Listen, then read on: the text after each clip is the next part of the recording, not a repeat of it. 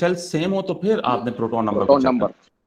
तो सबसे पहले आप शेल नंबर को चेक करें और डिसाइड करें, ठीक है। तो शेल नंबर आप कैसे चेक करें? For oxide ion you have 10 electrons like this, ठीक है। So there are 2 shells for oxide, और पोटेशियम आयन में there are 3 shells like this, ऐसे है ना। पोटेशियम आयन के 3 शेल्स होंगे लाइक दिस, और एल्यूमिनियम आयन हैज 2 शेल्स। तो पहले आप शेल नंबर चेक करें, तो जिसके शेल्स ग्रेटर हैं, ज्यादा हैं, दैट रेडियस भी हैज, ज्यादा होगा। उसका रेडियस ज्यादा होगा। तो greater radius is for potassium ion, right, क्योंकि number of shells potassium ion के बाकी सबसे ज्यादा है। अच्छा, फिर बेटा सेकंड मैंने आपको क्या बताया था कल? Number of sir proton. Second हाँ, अगर शेल नंबर सेम है तो फिर प्रोटॉन नंबर को चेक करें, ठीक है। और जिसका प्रोटॉन नंबर ज्यादा होगा उसका न्यूक्लियर पुल ज्यादा होगा। So for oxide and aluminium ion shells are same, so now check proton number. तो प्रोटॉन नंबर एल्यूमिनियम आयन का 13 है, तो 13 प्रोटॉन्स का न्यूक्लियर पुल ग्रेटर होगा, और 8 प्रोटॉन्स का न्यूक्लियर पुल लेस होगा, कम होगा। ठीक है। तो जिसका न्यूक्लियर पुल बेटा ग्रेटर होगा उसका रेडियस स्मॉलर होगा, क्योंकि न्यूक्लियर पुल की वजह से electrons come closer to the nucleus. Nuclear pull अगर ग्रेटर है तो electrons come closer to the nucleus, तो when electrons come closer to the nucleus radius becomes smaller. Aluminium ion has smaller radius while oxide ion has greater radius than aluminium ion, क्योंकि oxide ion में nuclear pull less होगा, 8 protons हैं oxide ion में, और aluminium ion में 13 protons हैं। Any confusion बेटा? No sir. नहीं। ठीक है। तो इस तरह का अगर एमसीक्यू हो और आपको रेडियाई को अरेंज करना हो असेंडिंग या डिसेंडिंग ऑर्डर में, तो पहले आप शेल नंबर को चेक करें, और इफ शेल्स आर सेम तो फिर आप प्रोटॉन नंबर की तरफ जाएं, ठीक है। ये रूल कल डिटेल से डिस्कशन में आया है, और इस तरह इन 2 रूल्स की वजह से आप अरेंज कर सकोगे असेंडिंग या डिसेंडिंग ऑर्डर में एटम्स को, आयंस को, राइट। ठीक है sir. Okay. Acha, now today's concept is shielding effect. So I will discuss 2 things today. One is shielding effect and the other is atomic radius. So let us begin with the shielding effect. और बेटा गौर से जरा सुने, गौर से सुने। So what is shielding effect? Shielding effect. अच्छा बेटा, this shielding effect is caused by inner shell electrons, right? It is caused by inner shell electrons. Now what are inner shell electrons? तो बेटा electrons को we can categorize as valence electrons. जो outer most electrons हैं वो valence electrons हैं, और outer most के अलावा जो electrons हैं वो inner shell electrons होंगे, right? So जो inner shell electrons होंगे यानी valence electrons को छोड़ के बाकी सारे electrons inner shell electrons होंगे, and inner shell electrons covers the nucleus. Inner shell electrons shields the nucleus, ठीक है। इनर शेल इलेक्ट्रॉन्स की वजह से न्यूक्लियस शील्ड हो जाता है, कवर हो जाता है, which is known as shielding. तो ये जो शील्डिंग आपके सामने है, ये shielding is for nucleus. Actually nucleus shield होता है, और न्यूक्लियस को कौन शील्ड करता है बेटा? Inner shell electron. Inner most electron. हाँ, इनर मोस्ट नहीं, इनर शेल जितने भी वैलेंस इलेक्ट्रॉन्स को छोड़ के बाकी सारे इलेक्ट्रॉन्स इनर शेल इलेक्ट्रॉन्स होंगे, ठीक है सर।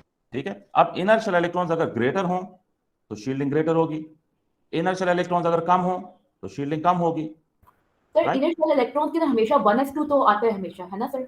हाँ, 1s2 आता है, यस। ये मैं एक मिनट एग्जांपल से आपको क्लियर होगा। ये देखिए, if I take beryllium, right, proton number of beryllium is 4, and comparison के लिए I am taking magnesium with proton number 12। Beryllium का nucleus has 4 protons and 2 electrons here in the first shell, and then 2 electrons in the valence shell, right? For magnesium, 12 protons in the nucleus, 2 electrons in the first shell, then 8 electrons in the second shell, and 2 electrons in the valence shell. ठीक है। अब बेटा गौर से सुनते रहें। अब मुझे ये बताओ कि what about inner shell electrons for beryllium? अस्सलाम वालेकुम सर। वालेकुम सलाम। 2। जी बेटा, अभी हमने अभी स्टार्ट किया है। We are going to discuss shielding effect. Okay, तो यहाँ सर अभी तक यही पढ़ा सर। हाँ, ये शील्डिंग इफेक्ट, ये जो कॉन्सेप्ट है कल वाला था, एक एग्जांपल किया ठीक है मैंने। सर, ठीक है, ठीक है। और शील्डिंग इफेक्ट अभी शुरू हुआ, आप इस एग्जांपल को देखें, क्लियर हो जाएगा। Okay okay sir. बेरिलियम के इनर शेल इलेक्ट्रॉन्स बेटा 2 हैं, ठीक है। मैग्नीशियम के इनर शेल इलेक्ट्रॉन्स 10। मैग्नीशियम के इनर शेल इलेक्ट्रॉन्स 10 है, ठीक है। तो किस में इनर शेल इलेक्ट्रॉन्स ज्यादा है? सर मैग्नीशियम में। मैग्नीशियम में इनर शेल इलेक्ट्रॉन्स ज्यादा है। अब मैग्नीशियम, जी जी, अब देखो जो मैग्नीशियम का न्यूक्लियस है ना, it is covered by these inner shell electrons. ये देख रहे हो बेटा, आपको मैंने बताया था इलेक्ट्रॉन्स इतना फास्ट मूव करते हैं कि इलेक्ट्रॉनिक क्लाउड बनता, जी सर।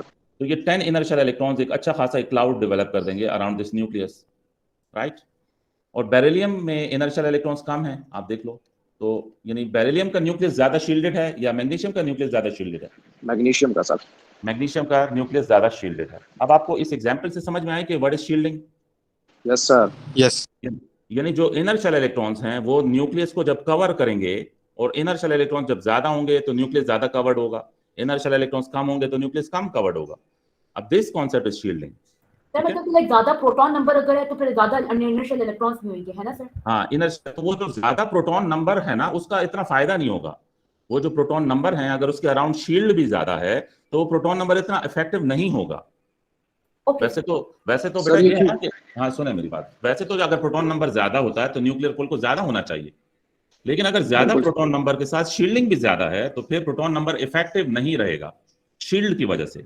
अब तो समझ बेटा आप कह रहे हैं क्यों? उसका आंसर है शील्ड की वजह से, क्योंकि न्यूक्लियस कवर्ड हो जाएगा। ठीक है, अच्छा। सर लेकिन अगर एक एनाइन हो मतलब कि उसमें नेगेटिव चार्ज हो तो फिर हाँ लाइक ज्यादा बेटा, anion negative charge, yes, anion के लिए इलेक्ट्रॉन वैलेंस शेल में इंटर होते हैं, तो valence electron has nothing to do with shielding.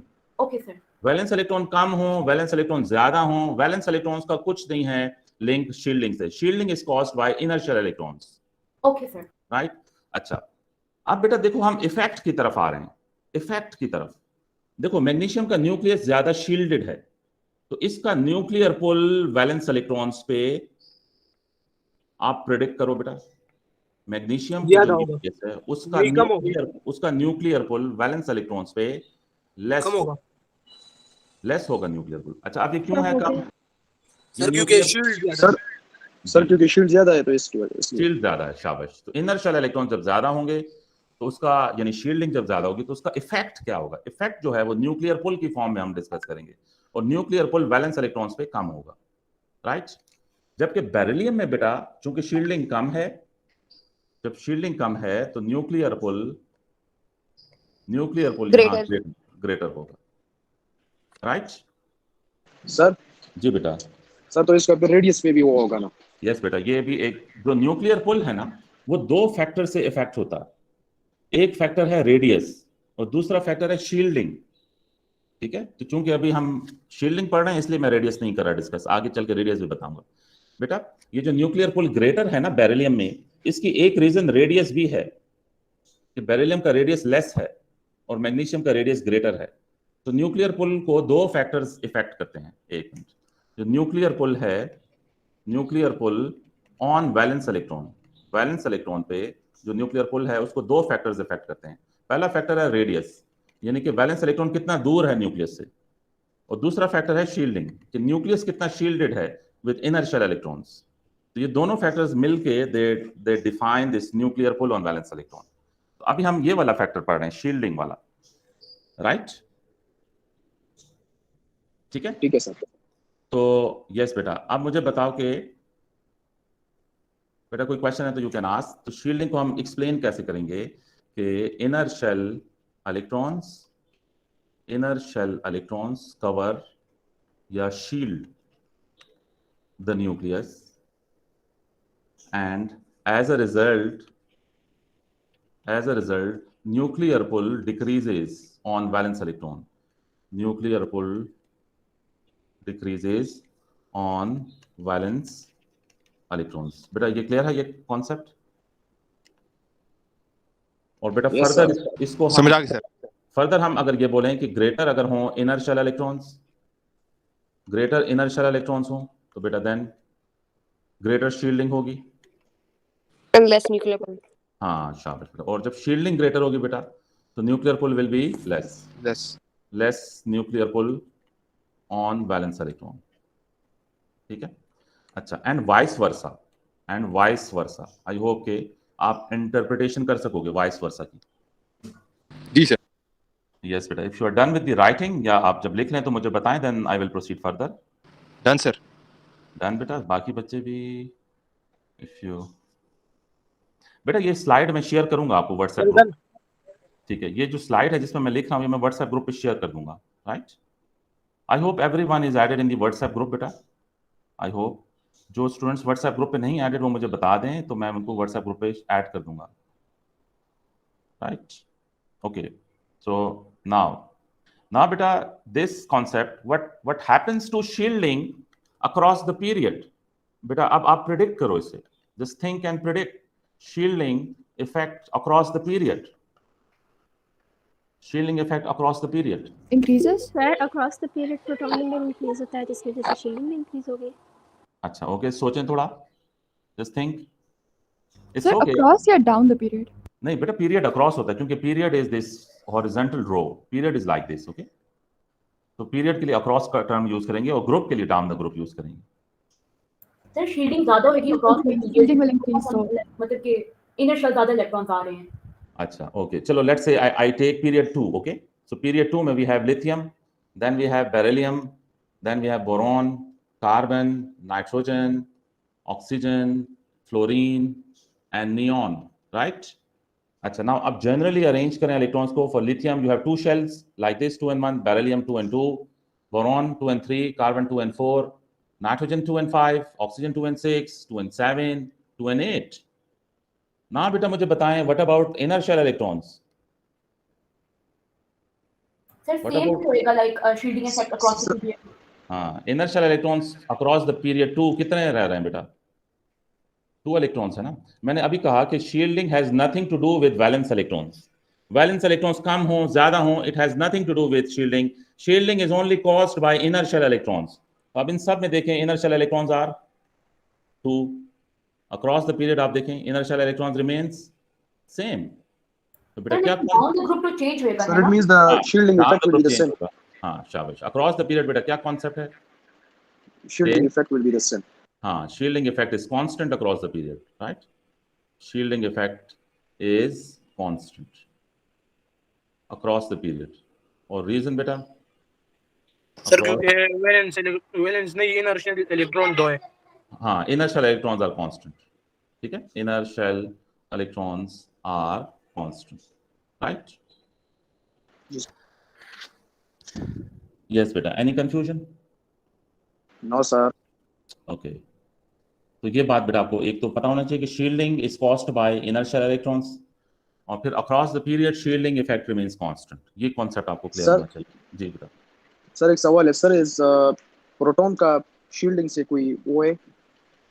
बेटा जो प्रोटॉन है न्यूक्लियस में होंगे ना, तो न्यूक्लियस पे शील्ड डेवलप होगी इनर शेल इलेक्ट्रॉन्स की, और ठीक है सर. शील्डिंग अगर ज्यादा होगी तो फिर न्यूक्लियर पुल कम होगा. लेकिन मेरे ख्याल में आप ये पूछना चाह रहे हैं कि प्रोटॉन नंबर इंक्रीज हो रहे हैं इस पीरियड में और शील्डिंग कांस्टेंट है, तो नेट इफेक्ट क्या होगा? आई थिंक ये आप क्वेश्चन करना चाह रहे हैं. हाँ ना सर, मैं बोलूँ कि शील्डिंग और प्रोटॉन का क्या वो है? हाँ, ये आगे चल के मैं एटॉमिक रेडियस में इसको आज की लेसन में एटॉमिक रेडियस में आपके क्वेश्चन का आंसर है, राइट? ठीक है सर. आई होप बेटा you are done with the writing. yes, sir. Yes, sir. Okay. Yes, sir. अच्छा, ना बेटा प्रेडिक्ट. ठीक है, प्रेडिक्ट करने में कोई हर्ष तो नहीं है. आप प्रेडिक्ट करो down the group what happens to shielding effect. Increases. अच्छा, down the group shielding effect increases. Reason बेटा? सर क्योंकि वो More inner shell inner shell electrons. शाबाश. Inner shell electrons increases. Okay, down the group. So down the group shielding will increase. अब इसमें कुछ related concepts हैं, उनकी तरफ हम मूव करते हैं. अच्छा, लेट मी बेटा explain this. Lithium, then comes sodium. ये down the group में, let's say this is group 1 elements. These are group 1 elements. Potassium 19 है और rubidium 37 है. तो बेटा जनरली अगर हम अरेंज करें तो लिथियम लाइक दिस ना, 2 and 1, 2 शेल्स हैं लिथियम में. सोडियम को जनरली अगर हम अरेंज करें तो लाइक दिस. पोटेशियम को बेटा हम कैसे अरेंज करेंगे? How to arrange electrons of potassium बेटा? Better to go for electronic configuration of potassium. So potassium के 19 electrons like this, 1s2, 2s2, 2p6, 3s2, 3p6. तो 3p6 के बाद बेटा किस में प्लेस करना है इलेक्ट्रॉन? 4s. 4s में one electron will be placed here, okay? Because we have 19 electrons. अब बेटा पोटेशियम को देखें तो first shell has 2 electrons, second shell has 2s2 and 2p6, means second shell has 8 electrons. Third shell is 3s2 and 3p6, the third shell has 8 electrons, and the valence shell has 1 electron. So that is the reason we write 2, 8, 8 and 1 for potassium. O level में तो आपने memorise किया हुआ था ना. Sir ये खाली potassium के लिए? हाँ, पोटेशियम के लिए. यानी जब भी आपने यूं जनरल अरेंजमेंट करनी हो ना ऑन द लेफ्ट, तो वो आप इलेक्ट्रॉनिक कन्फिगरेशन से ही कर सकेंगे, खुद से नहीं करेंगे. Just your general arrangement should be in accordance with electronic configuration. For example potassium के लिए आप कैसे करोगे अरेंज? सॉरी, रुबिडियम के लिए. रुबिडियम के लिए आप कैसे arrange? electronic configuration. better to make electronic configuration for rubidium first. So 1s2, rubidium में बेटा 2s2. 1s2, 2s2, 2p6, 3s2 and 3p6. So 18 electrons have been placed. ठीक है? अब 3p6 के बाद बेटा किस में प्लेस करने हैं? 4s 4s 4s में 2 प्लेस करें तो ये 20 हो गए. उसके बाद 3d में 10 प्लेस करेंगे, 30 इलेक्ट्रॉन्स. फिर उसके बाद 4p में प्लेस करेंगे, 4p में 6 प्लेस करेंगे, 36 and then 5s1. 5s1. ठीक है? This is 5s1. So now आप बेटा देखें, the very first shell has 2 electrons. Second shell is this one, 2s2 and 2p6. Second shell has 8 electrons. Beta third shell is this one. Third shell is 3s2, 3p6, 3d10. The third shell has 18 electrons. The fourth shell is 4s2 and 4p6. So fourth shell has 8 electrons. And the fifth shell is valence shell. Valence shell is fifth shell जिसमें 1 electron है. So it is like this: 2, 8, 18, then 8, and then 1. Right? मतलब इसका वो shielding effect इसका बहुत ज्यादा होगा. Yes, beta. Shielding effect is increasing down the group because inner shell electrons are increasing, right? So for lithium, inner shell electrons are 2. For sodium, inner shell electrons are 10. For potassium, 18. Or for rubidium, 36. So you will write that down the group, inner shell electrons increasing, down the group. Inner shell electrons increasing, so shielding increasing, right? Inner shell electrons increasing,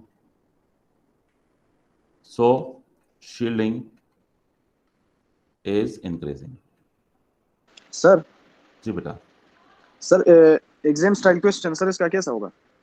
इसका बिल्कुल flat question होगा कि explain trend of shielding effect down the group, 2 marks का. बिल्कुल flat question इस पे shielding पे उन्होंने बनाया. तो ये पूछेंगे आपसे थ्योरी में या शील्डिंग इफेक्ट को. इसके मैक्सिमम 2 मार्क्स होंगे. हाँ, यस 2 मार्क्स होंगे. थ्योरी में के पेपर में पीरियड में ट्रेंड पूछ सकते हैं या डाउन द ग्रुप पूछ सकते हैं. और फिर बेटा जो शील्डिंग हम पढ़ रहे हैं ना, वो सिर्फ इस डेफिनेशन के लिए नहीं पढ़ रहे. शील्डिंग के और भी जो कॉन्सेप्ट, जैसे आयोनाइजेशन एनर्जी आप आगे पढ़ोगे, उसमें हम यूज करेंगे शील्डिंग को. इस तरह एटॉमिक रेडियस आप आगे पढ़ोगे, उसमें शील्डिंग को यूज करेंगे. तो ये शील्डिंग हम दूसरे कॉन्सेप्ट्स की एक्सप्लेनेशन के लिए भी समझ रहे हैं पहले, राइट? अच्छा बेटा, आप मुझे बताएंगे एक रिलेटेड डिस्कशन है बेटा, ये गौर से सुने और मुझे बताएं कि जो लिथियम का न्यूक्लियर पुल है वैलेंस इलेक्ट्रॉन पे, ये वैलेंस इलेक्ट्रॉन है, ये जो न्यूक्लियर पुल है, इस न्यूक्लियर पुल को बेटा आप कंपेयर करो रुबिडियम के न्यूक्लियर पुल से वैलेंस इलेक्ट्रॉन पे. It's stronger. अब आप डिसाइड करो बेटा कि कौन सा न्यूक्लियर पुल ग्रेटर है. लिथियम का. लिथियम का न्यूक्लियर पुल ग्रेटर है. यस बेटा, उसमें एक रीजन शील्डिंग की है. लिथियम में शील्डिंग कम है तो न्यूक्लियर पुल ज्यादा है. रुबिडियम में शील्डिंग ज्यादा है तो न्यूक्लियर पुल लेस है.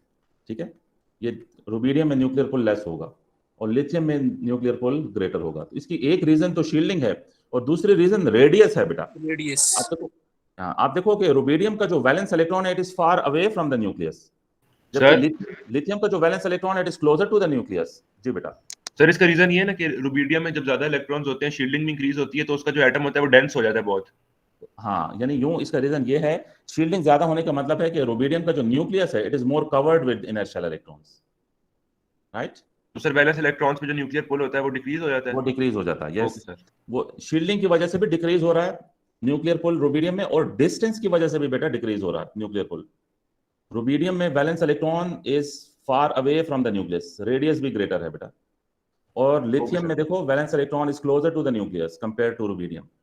तो न्यूक्लियर पुल आपको बेटा, ये मैंने बताया ना, न्यूक्लियर पुल ये देखो बेटा, ये देखें न्यूक्लियर पुल को 2 फैक्टर्स इफेक्ट करते हैं. कौन कौन से 2 फैक्टर्स हैं? एक शील्डिंग है और दूसरा रेडियस है. तो रेडियस अगर ग्रेटर हो तब भी न्यूक्लियर पुल डिक्रीज होता है, शील्डिंग अगर ग्रेटर हो तब भी न्यूक्लियर पुल डिक्रीज होगा, right?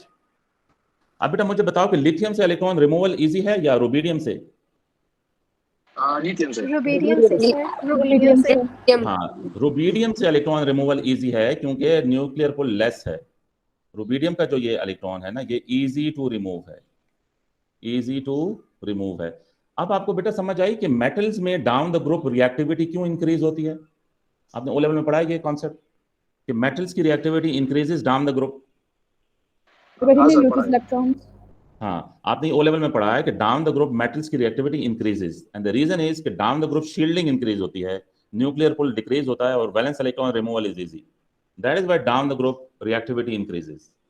This is the reason rubidium is more reactive than lithium. ठीक है। लिथियम इज लेस रिएक्टिव क्योंकि उसमें न्यूक्लियर पुल ज्यादा है वैलेंस इलेक्ट्रॉन पे, शील्डिंग के कम होने की वजह से, राइट। Okay sir. यस, तो बेटा ये शील्डिंग की डिस्कशन थी। बस आपको ये पता होना चाहिए कि what happens to shielding effect across the period, what happens to shielding effect down the group, right. If you are done with the writing तो फिर मैं आगे मूव करूं। अगर कोई क्वेश्चन है तो you can ask question as well, otherwise I will proceed further.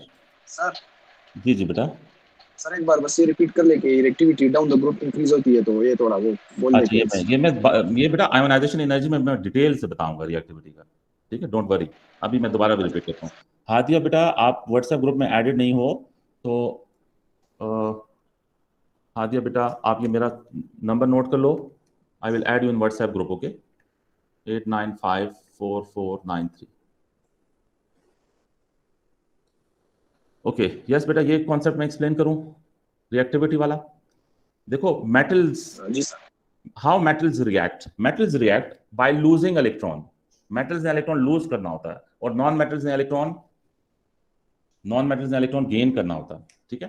तो अब डाउन द ग्रुप अगर शील्डिंग इंक्रीज हो रही है तो nuclear pull will decrease on valence electron, और जब न्यूक्लियर पुल डिक्रीज होगा वैलेंस इलेक्ट्रॉन पे तो फिर valence electron is easy to remove ना। जब वैलेंस इलेक्ट्रॉन लूजली हेल्ड होगा बाय द न्यूक्लियस तो फिर उस इलेक्ट्रॉन को लूज करना इजी होगा। जब इलेक्ट्रॉन रिमूवल इजी होगा तो atom becomes more reactive, metal becomes more reactive, ठीक है। अच्छा बेटा सोचे नॉन मेटल्स में भी शील्डिंग इंक्रीज होगी down the group, non metals में भी शील्डिंग इंक्रीज होगी down the group. This is fluorine, this is chlorine and this is bromine. चलो ये तो रिएक्टिविटी मैंने बाद में करवानी थी बेटा, दो एलिमेंट्स ले लेते हैं बेटा। ये बताएं, fluorine is 2 and 7 and chlorine is 2, 8 and 7, तो किस में शील्डिंग ज्यादा है बेटा? क्लोरीन में शील्डिंग ज्यादा है और फ्लोरीन में शील्डिंग कम है। तो बेटा जब अगर न्यूक्लियस शील्डेड होगा, जैसे क्लोरीन में न्यूक्लियस ज्यादा शील्डेड है, तो फिर न्यूक्लियर पुल कम होगा ना, कम होगा। तब फ्लोरीन के लिए इलेक्ट्रॉन गेन करना इजी है या फ्लोरीन के लिए इलेक्ट्रॉन गेन करना इजी है? इलेक्ट्रॉन गेन जो होता है ना वो न्यूक्लियर पुल की वजह से होता है। फ्लोरीन में मोर शील्डिंग है, फ्लोरीन में लेस शील्डिंग है। जी बेटा। सर तो इस शील्डिंग की वजह से फ्लोरीन के लिए फिर इलेक्ट्रॉन गेन करना इजी होगा ना सर? नहीं, अगर न्यूक्लियस ज्यादा शील्डेड है तो न्यूक्लियर पुल कम होगा। कम होगा। जब न्यूक्लियर पुल कम होगा तो इलेक्ट्रॉन गेन करना डिफिकल्ट होगा। हाँ sir. Difficult to gain electron. बेटा समझ नहीं आ रही? आसान होगा बेटा। यस, रिस्पॉन्स स्लो हो गया।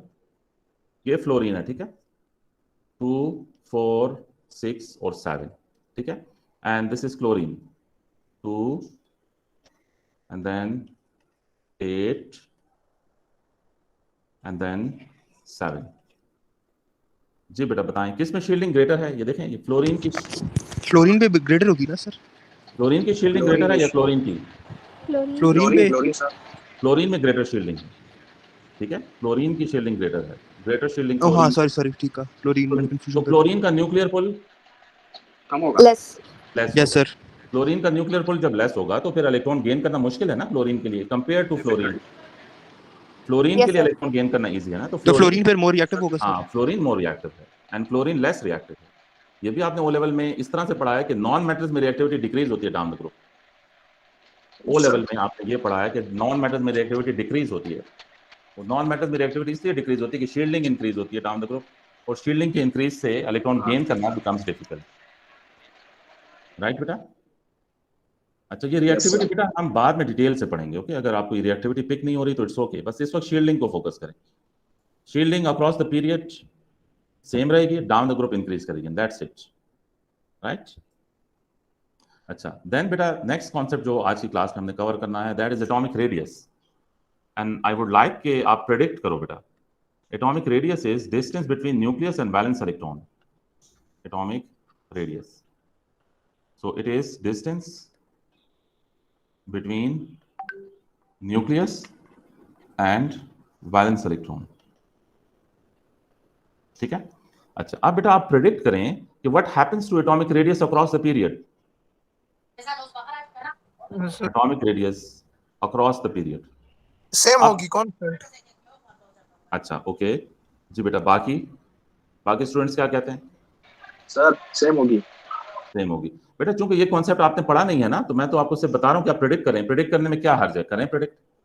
जैसे कुछ बच्चों ने किया कि सर इससे सेम होगी मुझे लगता है, क्योंकि वो चेंज एक ही अमाउंट होता है शील्डिंग का मेरे ख्याल से। अच्छा ठीक है बेटा, जो कल मैंने रूल्स बताए थे वो रूल्स अगर आप अप्लाई करें तो आपका मसला हल होगा। कल आपको मैंने रेडियाई के रूल्स बताए थे ना क्लास के एंड पे, यस सर।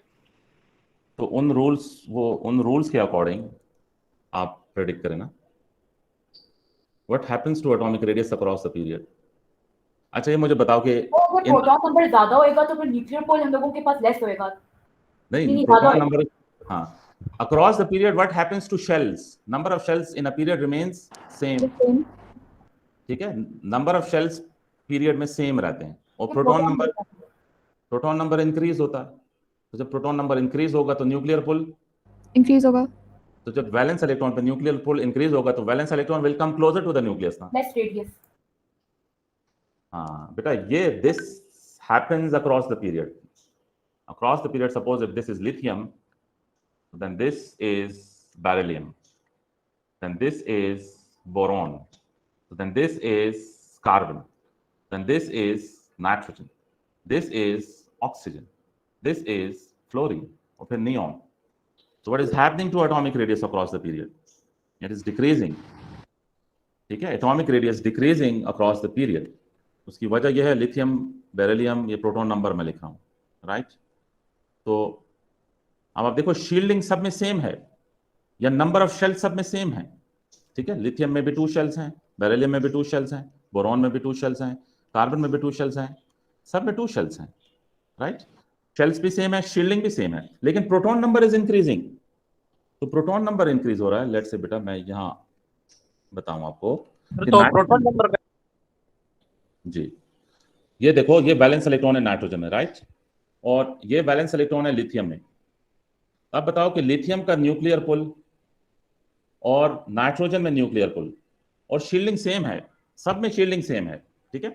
अब जब शील्डिंग सेम है तो जिसमें प्रोटॉन नंबर ज्यादा होंगे उसका न्यूक्लियर पुल ग्रेटर होगा ना। So greater nuclear pull is present here for nitrogen, और लिथियम के लिए लेस न्यूक्लियर पुल होगा, क्योंकि शील्डिंग सेम है तो फिर प्रोटॉन नंबर इज इफेक्टिव। जी बेटा, you can raise your question. Sir तो मतलब कि atomic radius across the period less होता जा रहा है। जी, डिक्रीज होता जा रहा है। उसके रीजन क्या है? न्यूक्लियर पोल ज्यादा होता जा रहा है। हाँ, और न्यूक्लियर पुल क्यों ज्यादा हो रहा है? वो प्रोटॉन नंबर इंक्रीज हो रहा है। हाँ, प्रोटॉन नंबर इंक्रीज हो रहे हैं और शील्डिंग कांस्टेंट है। अगर शील्डिंग कांस्टेंट हो और प्रोटॉन नंबर इंक्रीज हो तो फिर ऐसा प्रोटॉन नंबर इफेक्टिव होता है। शील्डिंग कांस्टेंट होके प्रोटॉन नंबर अगर ज्यादा हो रहा है तो फिर ऐसा प्रोटॉन नंबर ज्यादा होना वो इफेक्टिव होता है, वो न्यूक्लियर पुल को इंक्रीज करता है। और जब न्यूक्लियर पुल इंक्रीज होगा तो वैलेंस इलेक्ट्रॉन को न्यूक्लियस अपनी तरफ अट्रैक्ट करेगा, valence electron will come closer to the nucleus और रेडियस विल डिक्रीज। जी अब्दुल समद बेटा। जी, एनी क्वेश्चन बेटा, एनी क्वेश्चन? सर जी बेटा। सर इन केस अगर शील्डिंग कांस्टेंट ना हो तो? हाँ, वो डाउन द ग्रुप पे डिस्कस करेंगे, ठीक है। अभी अक्रॉस द पीरियड में तो शील्डिंग कांस्टेंट है, डाउन द ग्रुप में फिर मैं बताता हूँ। अक्रॉस द पीरियड बेटा ये 3 मार्क्स तक क्वेश्चन आपसे पूछ सकते हैं। ये थ्योरी पेपर में 3 मार्क्स का क्वेश्चन होगा कि आप एक्सप्लेन करें ट्रेंड विद रीजंस। तो पहले 1 मार्क तो ट्रेंड का है कि atomic radius, 1 mark is for this trend, atomic radius decreases across the period, ठीक है। 1 mark is for this trend, okay. और फिर आपको ये पॉइंट लिखते हैं कि प्रोटॉन नंबर इंक्रीजेस, या न्यूक्लियर पुल भी लिख सकते हैं, ठीक है। और फिर शील्डिंग इज कांस्टेंट, ये बेटा दोनों पॉइंट लिखेंगे तो यू विल गेट 1 मार्क, ठीक है। प्रोटॉन नंबर इंक्रीजेस और shielding is constant. And third thing is nuclear pull on valence electron increases, nuclear pull on valence electron increases या valence electron come closer to nucleus, ये दोनों लिख सकते हैं, दोनों में से कोई एक पॉइंट लिखें तो you will get 1 mark here, right. तो ये की पॉइंट्स हैं बेटा atomic radius across the period के, to get this 3 marks. Yes, if you have confusion you can ask. Question क्या था? अक्रॉस द पीरियड क्या लाइक मतलब? Explain trend of atomic radius across the period, okay sir. ये question होगा, explain trend of atomic radius across the period. तो फिर ये key points हैं, ये आपके ध्यान में होने चाहिए, ठीक है? Okay sir. लिख लिया बेटा सबने? जी सर।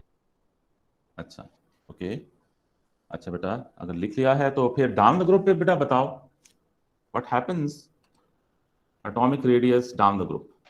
शील्डिंग इंक्रीजेस, हाँ, तो increases down the group. Sir हमारे पास रेडियस इंक्रीज होगी। शाबाश, वेरी तो गुड न्यूक्लियर बेटा, पुल बिकम्स लेस। शाबाश बेटा, वेरी गुड। ये सारे सर- की पॉइंट्स हैं जो आप बता रहे सर हो। जी तो बेटा, डाउन द ग्रुप तो प्रोटॉन नंबर भी वो हो रहा है ना, इंक्रीज हो रहा है। हाँ बेटा, इसका क्या आंसर होगा? ये इसने अच्छा क्वेश्चन रेज किया। तो सर डाउन लेकिन द उसके ग्रुप, साथ शील्डिंग भी तो इंक्रीज हो रही है, शील्डिंग हाँ कांस्टेंट यस तो बेटा, है। वेरी गुड बेटा। जब प्रोटॉन नंबर इंक्रीज हो और उसके साथ शील्डिंग भी इंक्रीज हो तो फिर ऐसा प्रोटॉन नंबर इफेक्टिव नहीं होता। अगर प्रोटॉन नंबर के साथ शील्डिंग भी इंक्रीज हो रही है, ये देखो लिथियम का 2n1, सोडियम का 2 8n1 और 2 8 8n1, तो आप देखो शील्डिंग तो इंक्रीज, प्रोटॉन नंबर इंक्रीज हो रहा है डाउन द ग्रुप, लेकिन साथ साथ शील्डिंग भी इंक्रीज हो रही है। तो जब प्रोटॉन नंबर के इंक्रीज के साथ शील्डिंग भी इंक्रीज हो तो ऐसा प्रोटॉन नंबर इफेक्टिव नहीं होता। बेटा इस सबको ये बात याद रहेगी। Yes sir. जी सर। जी सर। देखो ये लिथियम से पोटेशियम तक जो प्रोटॉन नंबर, लिथियम से पोटेशियम तक जो प्रोटॉन नंबर इंक्रीज हो रहा है, इस इंक्रीज में, और बेटा ये देखो ये वाला जो प्रोटॉन नंबर इंक्रीज है, इन दोनों इंक्रीज में क्या फर्क है? अक्रॉस द उसमें जो है पीरियड, ना sir across the period shielding constant है। हाँ अक्रॉस द पीरियड कांस्टेंट जो, है। हाँ ठीक है बेटा, ये बड़ी टेक्निकल बात है इसलिए मैं रुक गया, उसको गौर से देखें। डाउन द ग्रुप जो प्रोटॉन नंबर इंक्रीज हो रहा है उसके साथ शील्डिंग भी इंक्रीज हो रही है, लेकिन अक्रॉस द पीरियड जो प्रोटॉन नंबर इंक्रीज हो रहा है उसके साथ शील्डिंग नहीं हो रही increase.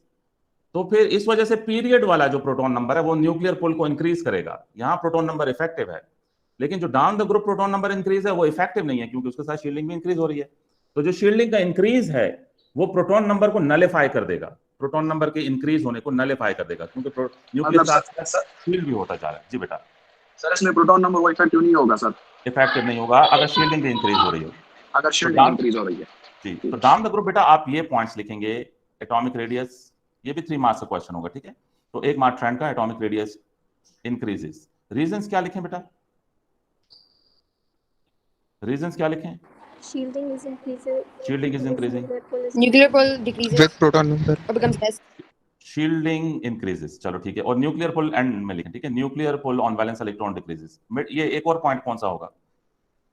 Nuclear pull on valence electron decreases. जी, एक पॉइंट मिसिंग है बेटा, वो क्या लिखा? Proton number Proton number is increasing. not effective. नहीं, प्रोटॉन नंबर तो इफेक्टिव नहीं है ना, तो उसको मेंशन करने का कोई फायदा नहीं। Sir number of cells are increasing. शाबाश शाबाश, number of shells increases. Down the group आप देखो शेल्स इंक्रीज हो रहे हैं, शेल के इंक्रीज होने से भी रेडियस इंक्रीज होगा, तो नंबर ऑफ शेल्स इंक्रीजेस, ठीक है? राइट बेटा, so this is what you need to write for down the group, और यही हमने आज तक यहाँ इस पॉइंट तक हमने पढ़ना था। तो द लेसन इज रिकॉर्डेड।